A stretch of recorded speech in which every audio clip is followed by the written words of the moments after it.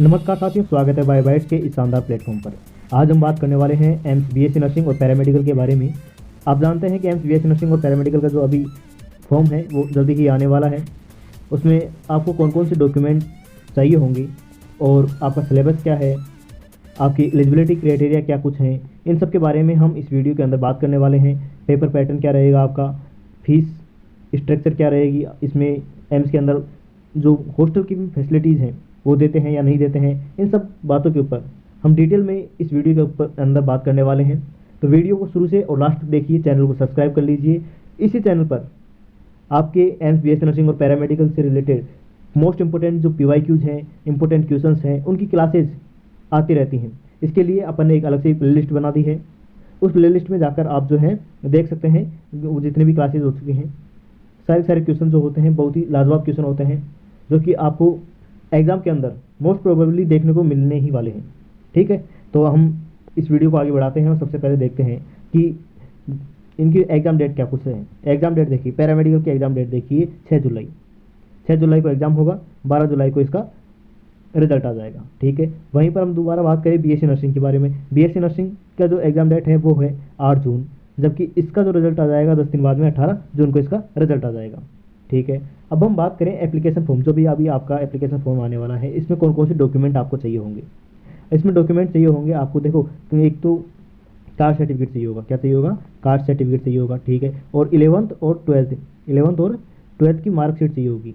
ठीक है, अगर आप 12th में अभी हैं, अभी आप 12th में हैं, तो फिर आपको 12th की मार्कशीट तो आपके पास होगी नहीं, तो आपके पास जो एडमिट कार्ड होगा बोर्ड का वो आपको चाहिए होगा। ठीक है, तो कास्ट सर्टिफिकेट और 11th और 12th का क्या चाहिए होगा आपको? मार्कशीट चाहिए होगी। ठीक है, इसके साथ आपकी जो फोटो चाहिए होगी, आधार कार्ड नंबर वगैरह चाहिए होगा। ठीक है, ये सारे डॉक्यूमेंट आपको फॉर्म भरवाते वक्त आपको ज़रूरत पड़ेगी इन डॉक्यूमेंट्स की। चलिए आगे बढ़ते हैं। आगे बात करें हम एलिजिबिलिटी क्राइटेरिया के बारे में कि आपकी एलिजिबिलिटी क्राइटेरिया क्या कुछ रहने वाला है। देखो, सबसे पहला जो एलिजिबिलिटी क्राइटेरिया है वो है कि इंडिया का सिटीजन होना चाहिए। ठीक है, आपकी मिनिमम एज जो है, मिनिमम एज कितनी होनी चाहिए? 17 ईयर्स होनी चाहिए। लेकिन मैक्सिमम एज आपकी कितनी भी हो सकती है, मैक्सिमम एज कितनी भी हो सकती है। इन्होंने सिर्फ मिनिमम एज का क्राइटेरिया दिया है कि मिनिमम एज 70 होनी चाहिए, मैक्सिमम एज आपकी कितनी भी हो सकती है। ठीक है, अब ये 17 ईयर्स कब तक होनी चाहिए? ठीक है, ये जो प्रोस्पेक्टिव है ये 2023 वाले एग्जाम का है। कब का है? 2023 का है। अभी जब आपके फॉर्म रिलीज होंगे तब अपना एक नया प्रोस्पेक्टिव आएगा, जिसमें एम्स से रिलेटेड सारी बातें दोबारा से डिस्क्राइब की हुई होंगी उस प्रोस्पेक्टिव के अंदर। ठीक है, ये 2023 वाला प्रोस्पेक्टिव है, इसीलिए यहाँ पर दिया हुआ है कि 2023 के लास्ट तक, 2023 के दिसंबर के लास्ट तक 17 ईयर्स होनी चाहिए। लेकिन अपन तो कब देने वाले हैं एग्ज़ाम? 2024 वाला एग्ज़ाम दे रहे हैं। तो जो अपनी जो एज है वो दिसंबर 2024 तक अपनी एज कितनी हो जाना चाहिए? 17 ईयर्स हो जानी चाहिए। तो अगर आपकी एज दिसंबर 2024 तक 17 ईयर्स हो जाती है तो आप इसके लिए एलिजिबल हैं। ओके, आई होप ये कन्फ्यूज़न आपको दूर हो गया होगा। और आपके पास जो है 12th में, आपके पास 12th में बायोलॉजी सब्जेक्ट होनी चाहिए, फिजिक्स, केमिस्ट्री और बायोलॉजी। इसके साथ साथ इंग्लिश सब्जेक्ट जो कि कंपलसरी होता है वो भी आपके पास होना चाहिए। ठीक है, इसी के साथ साथ एक बात और कि अगर ये अपने पास 4 सब्जेक्ट हैं, इंग्लिश है, फिजिक्स है, केमिस्ट्री है और बायोलॉजी है। ठीक है, इन सबको जोड़कर इन सब की जो परसेंटेज है, केमिस्ट्री, बायोलॉजी, फिजिक्स और इंग्लिश, इन सब की जो परसेंटेज है वो अगर आप जनरल कैटेगरी या फिर ओबीसी कैटेगरी से हैं, जनरल या ओबीसी कैटेगरी से हैं, तो इन सब में मिलाकर आपकी जो परसेंटेज होनी चाहिए वो 55% से ऊपर होनी चाहिए। ठीक है, और इनकेस अगर आप SC या फिर ST कैटेगरी से बिलोंग करते हैं तो इन चारों सब्जेक्ट में मिलाकर आपकी जो परसेंटेज होनी चाहिए वो कितनी होनी चाहिए? 50% होनी चाहिए। जनरल और ओबीसी के लिए 55% और SC ST के लिए 50%। ये मिनिमम क्राइटेरिया है कि इन चारों सब्जेक्ट में मिलाकर इतनी परसेंटेज आपकी टोटल होनी चाहिए। ठीक है, ये एलिजिबिलिटी का कुल क्राइटेरिया है। इनमें से जो ज़्यादातर कन्फ्यूजन रहता है वो इसी में रहता है, एज वाले क्राइटेरिया में। ठीक है, इसमें आपको आई होप अच्छी तरीके से ये समझ में आ गया होगा। अगर फिर भी कोई कन्फ्यूजन रह रहा है तो आप कमेंट के अंदर कमेंट कर दीजिएगा, मैं उसका श्योरली रिप्लाई दूंगा आपको। ठीक है, आगे बात करें कि जो एम्स बीएससी नर्सिंग है, एम्स बीएससी नर्सिंग है, बीएससी नर्सिंग जो है ये तो सिर्फ किसके लिए है? गर्ल्स के लिए है, गर्ल्स के लिए है। ठीक है, जबकि पैरामेडिकल जो है ये बॉयज़ भी दे सकते हैं और गर्ल्स भी दे सकती हैं। ठीक है, और बीएससी नर्सिंग के लिए कौन सा? बीएससी नर्सिंग के लिए सिर्फ बायोलॉजी सब्जेक्ट वाले ही दे सकते हैं, जबकि पैरामेडिकल के लिए मैथ वाले भी दे सकते हैं और बायोलॉजी वाले भी दे सकते हैं।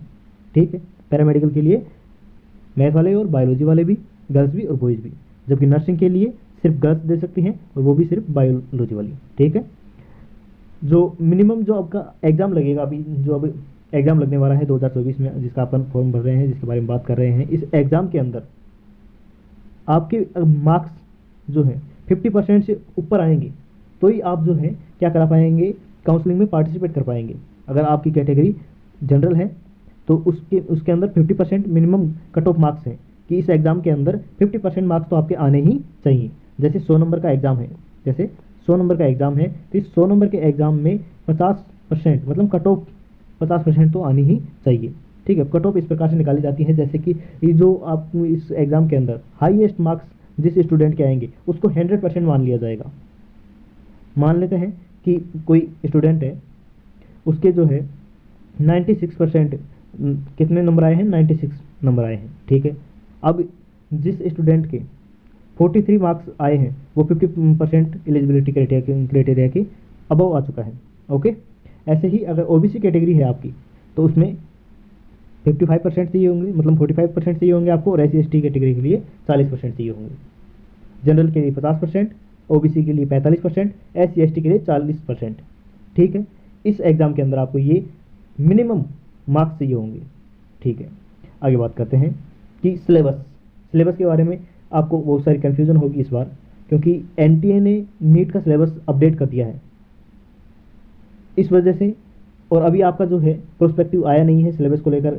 एम्स ने नर्सिंग के लिए कुछ क्लियर स्टैंड नहीं लिया है अभी, तो अब जब आपका फॉर्म आएगा, प्रोस्पेक्टिव उसमें आएगा तो उसके अंदर सब कुछ मेंशन हो जाएगा। लेकिन अभी आपको जो है किसके हिसाब से पढ़ना चाहिए, जो अपडेटेड सिलेबस है उसके हिसाब से पढ़ना चाहिए। और मोस्ट प्रोबेबली जो एम्स यही डिसाइड करेगा कि ये अपडेटेड सिलेबस के अनुसार ही पढ़ा जाएगा। ठीक है, और इसी के हिसाब से पढ़िए। और अगर फिर भी कोई टॉपिक बाद में अगर ऐसा होता है कि आपको पहले वाला सिलेबस से ही पढ़ना पड़ता है तो वो जो सिलेबस है वो आप बाद में भी कवर कर लेंगे। इसलिए अभी जो है आप अपडेटेड सिलेबस के साथ चलिए। और इस सिलेबस के अंदर 30 मार्क्स का जो है फिजिक्स आएगी आपकी, 30 मार्क्स की केमिस्ट्री आएगी, 30 मार्क्स की आपके बायोलॉजी आएगी, और 10 मार्क्स का एक्स्ट्रा में क्या आएगा, ये GK आएगा। ठीक है, ये सब है इसका सिलेबस। अब बात करें कि फिजिक्स, केमिस्ट्री और बायोलॉजी ये तो हो गई किसके लिए, नर्सिंग के लिए। वहीं पर पैरामेडिकल के लिए बात करें कि पैरामेडिकल के लिए कौन कौन से सिलेबस में क्या कुछ होगा, तो उसमें 30 नंबर की क्या हो जाएगी, केमिस्ट्री हो जाएगी, 30 नंबर की फिजिक्स हो जाएगी और 30 नंबर की ही बायोलॉजी हो जाएगी। ऐसे 90 नंबर की क्या हो जाएंगी, ये तीनों सब्जेक्ट मिलकर 90 नंबर का हो जाएगा। ठीक है, अब यहाँ पर हम देखें कि अपन ने बात कर ली कि फिजिक्स है, केमिस्ट्री है, बायोलॉजी है। ओके, फिजिक्स में 30 नंबर, केमिस्ट्री की 30 नंबर की, और बायोलॉजी भी 30 नंबर की, 10 नंबर की यहाँ पर GK भी है। नर्सिंग के अंदर 10 नंबर की GK है। तो ऐसे कुल मिला के ये 100 नंबर का पेपर हो जाएगा। कितने नंबर का, 100 नंबर का पेपर हो जाएगा, 100 नंबर का पेपर हो जाएगा। और एक जो क्वेश्चन है वो 1 नंबर का है, जबकि नेगेटिव मार्किंग कितनी है, 1/3। अगर आप एक क्वेश्चन गलत करते हैं तो आपके आए हुए मार्क्स में से 1/3 कट कर लिए जाएंगे। ठीक है, फिजिक्स को कैसे पढ़ना चाहिए, अभी देखें। फिजिक्स अगर आप नर्सिंग पैरामेडिकल लेवल की बात करते हैं ना, तो फिजिक्स कोई हार्ड एंड डीप लेवल की नहीं आती है। समझिए, जो फिजिक्स होती है उसमें मोस्टली जो क्वेश्चन होते हैं वो फॉर्मूला बेस होते हैं। क्या होते हैं, फॉर्मूला बेस होते हैं। और कुछ क्वेश्चन होते हैं कंसेप्चुअल। कैसे होते हैं, कंसेप्चुअल होते हैं। तो अगर आपके फॉर्मूला और कंसेप्ट क्लियर है तो आप अच्छे तरीके से कर पाएंगे। इसमें भी मोस्टली क्या होता है, फॉर्मूला बेस होते हैं। इसीलिए कंसेप्ट को समझते हुए अगर आपको फॉर्मूला याद है तो आप इसमें रोक करेंगे। ठीक है, बायोलॉजी की स्पेशल क्लासेज अपने चैनल पर चली रही हैं। फिजिक्स को कैसे करना चाहिए, उस फिजिक्स जैसे एक कंसेप्ट अपन ने पढ़ा, उस कंसेप्ट को पढ़ने के बाद में उस कंसेप्ट से रिलेटेड 2-4 क्वेश्चन अपने को उसी टाइम कर लेने चाहिए। जैसे मान लीजिए अपन ने वर्क पढ़ा, वर्क क्या होता है, फोर्स इंटू डिस्प्लेसमेंट होता है। लेकिन इसमें कितनी वैरायटी के क्वेश्चन बन सकते हैं। फोर्स और डिस्प्लेसमेंट मान लीजिए आपको वेक्टर फॉर्म में दे दिया जाए, या फिर आपको स्केलर कौन से वेक्टर फॉर्म में दे दिया जाए या स्केलर फॉर्म में दे दिया जाए, तो ये ऐसे क्वेश्चन बन सकते हैं। आपको बीच उन दोनों के बीच का एंगल चेंज किया जा सकता है। तो इस प्रकार से अलग अलग वैरायटी के, एक ही कंसेप्ट के ऊपर अलग अलग वैरायटी के क्वेश्चन बन सकते हैं। तो आप एक कंसेप्ट के ऊपर वैसे वाले क्वेश्चन करने की कोशिश कीजिए। अगर आपको और ज़्यादा अच्छी तरीके से समझ रहे हैं तो आप जो है अपनी प्लेलिस्ट बनी हुई है, उसमें फिजिक्स के 2-3 वीडियोस अभी भी डाल चुके हैं, और आप कहेंगे, डिमांड करेंगे तो और भी क्वेश्चन और भी ऐसे ही वीडियोस लाते रहेंगे। ठीक है, तो वहाँ पर आप जाकर देखिए। और केमिस्ट्री की और बायोलॉजी की, तो इनमें तो ज़्यादा जो होते हैं ये मेमोरी बेस्ड क्वेश्चन ज़्यादा आते हैं। इनमें आपको याद करने वाले क्वेश्चन, कि ये क्वेश्चन डाटाबेस है तो ऐसे है तो ऐसे है ही। तो इसमें तो एनसीईआरटी आप जितना अच्छे से फॉलो करेंगे उतना ज़्यादा अच्छा रहेगा। ठीक है, अब हम आगे बात करें। ये अपन ने सिलेबस के बारे में बात कर ली, और ये पेपर पैटर्न की एक में अगर सही क्वेश्चन होगा तो 1 नंबर आ जाएगा आपका, और रॉन्ग होगा तो आपका नेगेटिव मार्किंग हो जाएगी 1/3।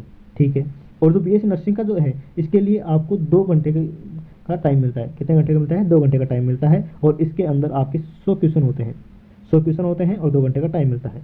जबकि पैरामेडिकल में ये 1.5 घंटे का टाइम मिलता है और 90 क्वेश्चन होते हैं। कितने होते हैं? 90 क्वेश्चन होते हैं, और 1.5 घंटे का टाइम मिलता है पैरामेडिकल में। ओके, इसमें क्या आगे हम देखें कि बीएससी नर्सिंग के लिए कितनी क्या फीस होती है। जो रजिस्ट्रेशन फीस होती है ये 25 रुपये होती है, बिल्कुल मिनिमम फीस 25 रुपये। ट्यूशन फीस जो होती है इसके अंदर बीएससी नर्सिंग वालों की ट्यूशन फीस होती है पूरे 4 साल की कितनी? 600 रुपये। पूरे 4 साल की 600 रुपये। इसलिए बोला जाता है कि एम्स बीएससी नर्सिंग में अगर आप सिलेक्ट हो जाते हैं तो आपको आगे की तैयारी कैसे होगी, आगे कैसे पढ़ाई होगी, इसका बिल्कुल खर्चे का कोई टेंशन नहीं लेनी होती है। इसलिए बस एम्स के अंदर जाना मुश्किल है, आगे की जो राह है, आगे का जो सफ़र है बिल्कुल आसान हो जाता है। इसलिए भरपूर मेहनत कीजिए, अच्छे से मेहनत कीजिए, दम लगा दीजिए, ताकि आप इस मुकाम पर जा पाएँ। ठीक है, और पोर्ट मनी ली जाती है आपसे 960 रुपये। ठीक है, और पोर्ट मनी, केसर मनी, ये सब 960 रुपये इसमें हो जाते हैं। हॉस्टल रेंट लिया जाता है आपका बीएससी नर्सिंग वालों से 480 रुपये। तो ये सारी जो है मिनिमम फीस है, कुल मिला के 5,000 के समथिंग ये सारी फीस हो जाती है। इसमें से कुछ फीस होती है जो कि रिफंडेबल होती है, कुछ फीस जो होती है ये एक बार देने के बाद रिफंडेबल नहीं होती है, नॉन रिफंडेबल होती है। जैसे ये देखिए, हॉस्टल सिक्योरिटी है, ये 1000 रुपये ले रहे हैं, और वो भी क्या है? रिफंडेबल है। जब आप 4 साल के बाद आप नर्सिंग करके जा रहे होंगे उस टाइम आपको ये पैसे भी लौटा दिए जाएंगे। ओके, ये केसर मनी है 100 रुपये, जो आपके आई कार्ड, ड्रेस वगैरह इनके लिए लिए जाते हैं 100 रुपये। तो मिनिमम फीस के अंदर एम्स आपको हाई क्वालिटी का कंटेंट प्रोवाइड करवाता है, हाई क्वालिटी का एजुकेशन प्रोवाइड करवाता है।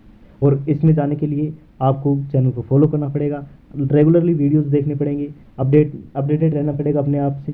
ठीक है, तो चैनल को सब्सक्राइब कर लीजिए, और मोस्ट इंपोर्टेंट क्वेश्चन और पीवाई की क्वेश्चन की सीरीज इस पर आती रहते हैं इस पर। इसीलिए आप जो हैं हमसे कनेक्ट होकर आप इसकी तैयारी कर सकते हैं। धन्यवाद, मिलते हैं नेक्स्ट वीडियो में, और पढ़ते रहिए, मुस्कुराते रहिए।